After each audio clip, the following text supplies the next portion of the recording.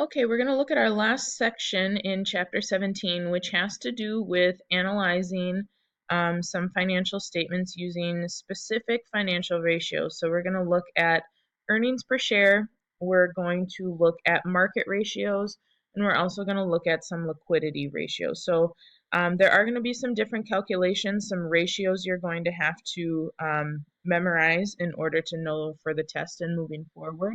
So make sure that you either pay attention to this PowerPoint or read through your book in this section to make sure that you get those down for when you need them. So the first one that we're going to talk about is something called earnings per share. And earnings per share might be referred to as EPS. And how you calculate that is you take your net income after federal income tax and you divide it by the number of outstanding shares of stock that you have. So that looks like this. And it will give you essentially how much each share of stock is earning compared to your net income. So that's what it's showing here. You can see it's at $10.65 at 7,500, and if you go up to 75,000, then of course your earnings per share bump down to $1.07. So of course it correlates with how much net income do you have and how many number of shares outstanding of stock you have. So that's earnings per share. The next one is something called a market ratio. And a market ratio is where we measure a corporation's financial performance in relation to the market value of its stock.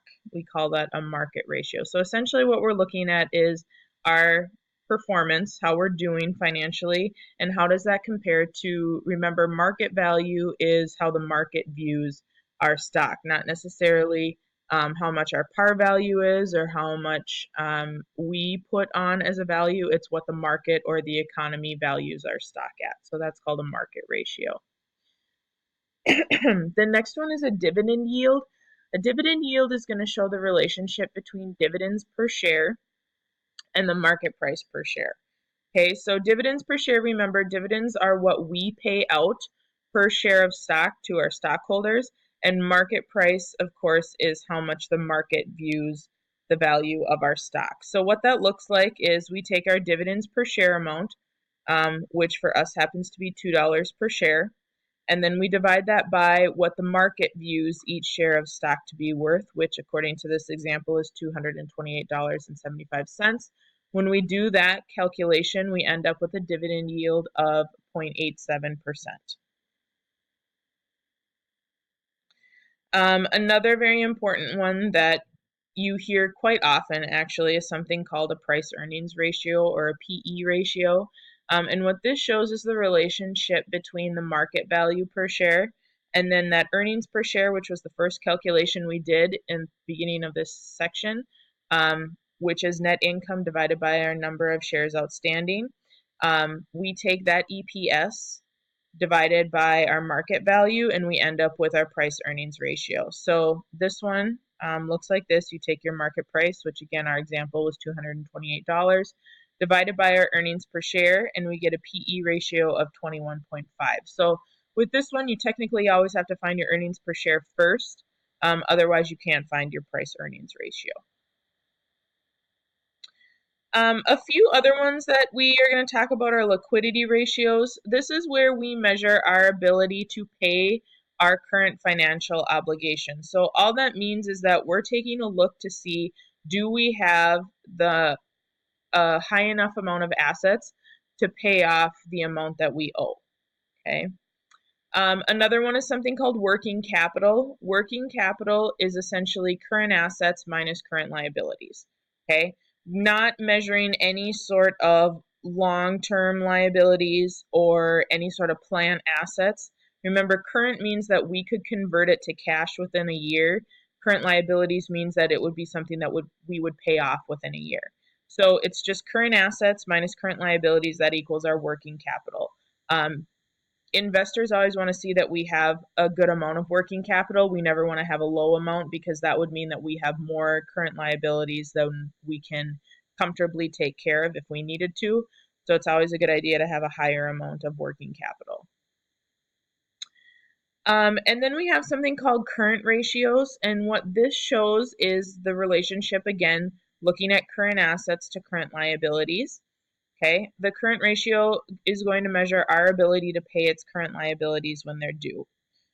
So we take current assets and divide this time by current liabilities, and that gives us our current ratio. So you can see same numbers that were used in just the last example there, but current assets divided by current liabilities, and you get your current ratio. And the last two are something called quick ratios.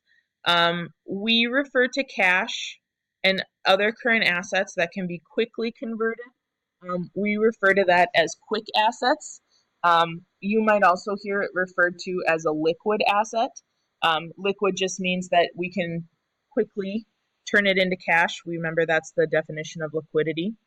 And then the ratio that's going to measure the relationship between our quick assets and our current liabilities is called a quick ratio. And what that looks like is we take our cash plus our accounts receivable. That gives us our quick assets. So remember, cash obviously is already liquid. Accounts receivable, remember, we assume that people are going to pay us within, a fairly short amount of time. Of course, we know that there are always people who don't end up paying, so this can be adjusted a little bit, but that turns into our quick assets. And then what we do is we take our quick assets and divide by our current liabilities, and we end up with our quick ratio.